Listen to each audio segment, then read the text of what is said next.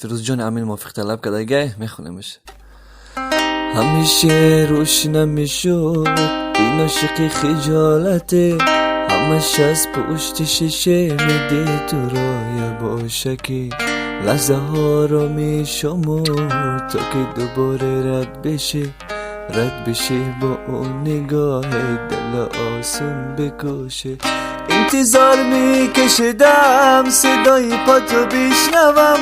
منتظر بودم بیای و عکس تو بازم بکشم، دست و پامو گم میکردم بند میومد زبونم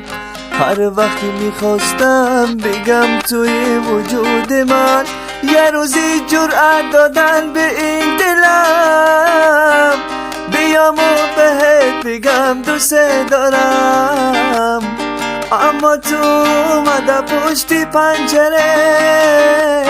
دستو تو دیدم که یه دست دیگه چشم انتظاره بس دیگه بیقرار